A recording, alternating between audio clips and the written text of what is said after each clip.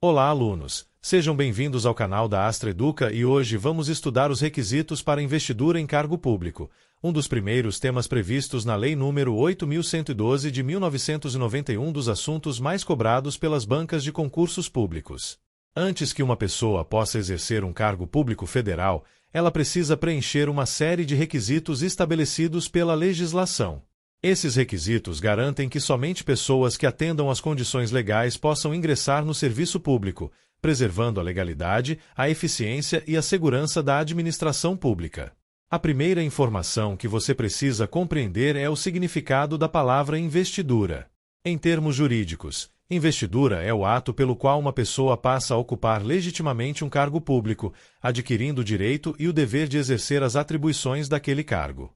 Em outras palavras, é o momento em que o candidato deixa de ser apenas um aprovado em concurso e passa a integrar oficialmente a administração pública, observando todas as etapas previstas na legislação. Muitos candidatos confundem aprovação em concurso com investidura. Entretanto, são situações completamente diferentes. A aprovação em concurso público apenas coloca o candidato em condições de ser nomeado. A investidura somente ocorre após o cumprimento das exigências legais, especialmente com a posse no cargo. Portanto, ser aprovado em concurso não significa que a pessoa já seja servidora pública. Os requisitos para investidura estão previstos principalmente no artigo 5º da Lei nº 8.112 de 1990. Esse artigo apresenta uma lista de condições que devem ser atendidas por qualquer pessoa que pretenda ocupar um cargo público federal submetido ao regime jurídico único. O primeiro requisito é a nacionalidade brasileira. Em regra, os cargos públicos destinam-se aos brasileiros. Entretanto, a própria Constituição Federal admite que estrangeiros possam ocupar determinados cargos públicos nas instituições de ensino e pesquisa, na forma da lei. Por isso, embora a regra geral seja a nacionalidade brasileira, existem exceções previstas no próprio ordenamento jurídico. Outro requisito é o gozo dos direitos políticos. Isso significa que a pessoa deve estar em pleno exercício de seus direitos de cidadania. Um indivíduo que tenha seus direitos políticos suspensos ou perdidos nas hipóteses previstas pela Constituição Federal não poderá ser investido em cargo público enquanto permanecer nessa situação. Também é exigida a quitação com as obrigações militares e eleitorais. A quitação eleitoral demonstra que o candidato cumpriu seus deveres perante a Justiça Eleitoral, como votar ou justificar sua ausência quando obrigatório. Já a quitação militar aplica-se aos brasileiros do sexo masculino sujeitos ao serviço militar obrigatório, comprovando que suas obrigações perante as Forças Armadas foram regularmente cumpridas. Outro requisito previsto na lei é o nível de escolaridade exigido para o exercício do cargo. Cada cargo público possui requisitos específicos estabelecidos na legislação que o criou e no respectivo edital do concurso público. Alguns cargos exigem ensino fundamental, outros ensino médio, ensino técnico ou ensino superior em determinada área de formação. É importante destacar que o candidato deve comprovar a escolaridade exigida no momento previsto pela legislação ou pelo edital, normalmente durante a posse. Não basta afirmar que concluirá o curso futuramente. A comprovação deve ocorrer dentro das regras estabelecidas para o cargo. Além da escolaridade, a lei exige idade mínima de 18 anos para investidura em cargo público. Isso significa que uma pessoa menor de 18 anos não poderá tomar posse em cargo regido pela Lei nº 8.112. Entretanto, a legislação não estabelece idade máxima para ingresso no serviço público. Assim, salvo previsão constitucional específica para determinadas carreiras, qualquer pessoa que atenda aos requisitos legais poderá participar do concurso público, independentemente da idade. Outro requisito fundamental é a aptidão física e mental. Antes da posse, o candidato normalmente é submetido à inspeção médica oficial para verificar se possui condições de exercer as atribuições do cargo para o qual foi aprovado. Essa avaliação não busca excluir pessoas com deficiência.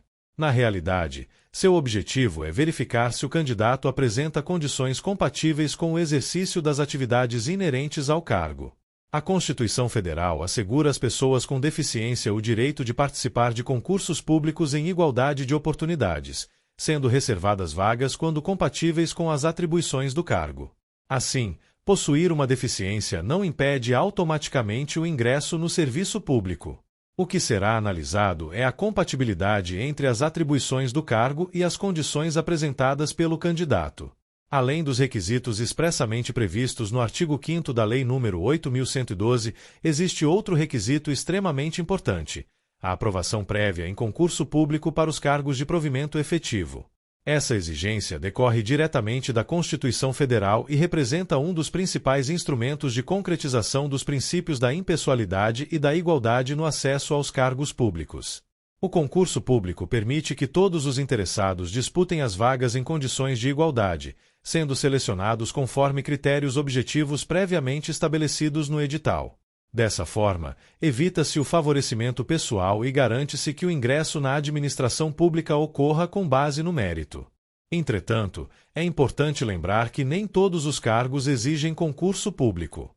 Os cargos em comissão, destinados exclusivamente às atribuições de direção, chefia e assessoramento, são de livre nomeação e exoneração, conforme previsto na Constituição Federal.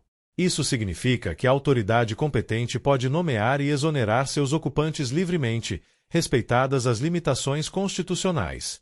Outro aspecto bastante cobrado em concursos diz respeito aos requisitos específicos previstos em lei. A Lei nº 8.112 estabelece os requisitos gerais para investidura, mas determinadas carreiras possuem exigências adicionais estabelecidas em legislação própria.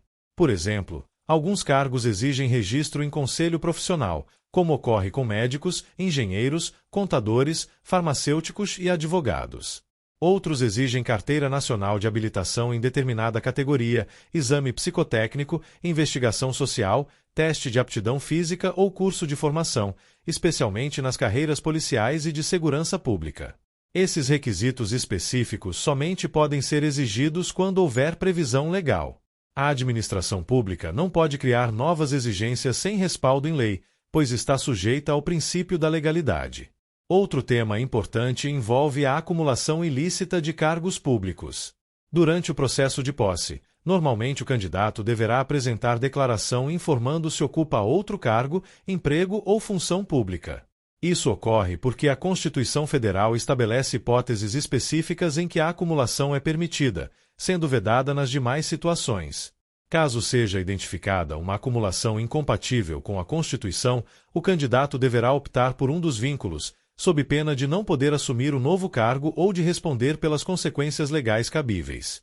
Também é comum que a administração solicite diversas declarações e documentos durante o processo de investidura, como documentos de identificação, comprovante de escolaridade, certidões negativas, declaração de bens e outras informações previstas na legislação. Embora esses documentos sejam importantes para a formalização do ingresso, eles não substituem os requisitos legais previstos na Lei nº 8.112 e na Constituição Federal. Uma dúvida frequente entre os candidatos é saber se o simples preenchimento de todos os requisitos garante automaticamente a nomeação. A resposta é negativa. O preenchimento dos requisitos é condição necessária para a investidura, mas a nomeação depende da existência de vaga, da conveniência da administração, da validade do concurso e da observância da ordem de classificação, conforme as regras constitucionais e legais. Outro ponto relevante é que todos os requisitos devem ser comprovados dentro do momento exigido pela legislação. Se um candidato ainda não concluiu o curso superior exigido para determinado cargo até a data prevista para a posse, por exemplo, ele não poderá ser investido naquele cargo, ainda que tenha obtido excelente classificação no concurso. As bancas examinadoras costumam explorar pequenas alterações na redação do artigo 5º da Lei nº 8.112 para induzir o candidato ao erro. É comum aparecerem questões afirmando que a idade mínima é de 21 anos, que a escolaridade pode ser dispensada pela administração ou que a aptidão física é exigida apenas para cargos policiais. Todas essas afirmações estão incorretas. A idade mínima prevista é de 18 anos, a escolaridade deve corresponder às exigências legais do cargo e a aptidão física e mental constitui requisito geral para investidura em qualquer cargo público submetido à Lei nº 8.112. Outro tipo de questão bastante frequente consiste em perguntar quais requisitos decorrem diretamente da Lei nº 8.112 e quais decorrem da Constituição Federal. A lei estabelece os requisitos gerais de investidura, enquanto a Constituição disciplina aspectos fundamentais como a exigência de concurso público para cargos efetivos, os princípios da administração pública e as hipóteses excepcionais de cargos em comissão. Para facilitar a memorização, lembre-se de que a investidura em cargo público exige o atendimento de requisitos pessoais, como nacionalidade, direitos políticos, quitação eleitoral e militar, idade mínima e aptidão física e mental, além dos requisitos profissionais, como escolaridade e demais exigências previstas para cada carreira. Somente após o cumprimento dessas condições será possível ingressar regularmente no Serviço Público Federal.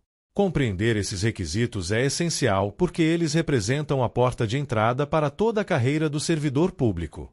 Nas próximas aulas, estudaremos justamente o que acontece após o preenchimento dessas exigências, iniciando o estudo do provimento dos cargos públicos, das formas de ingresso na administração, da nomeação, da posse e das demais etapas que transformam o candidato aprovado em um servidor público efetivamente investido no cargo.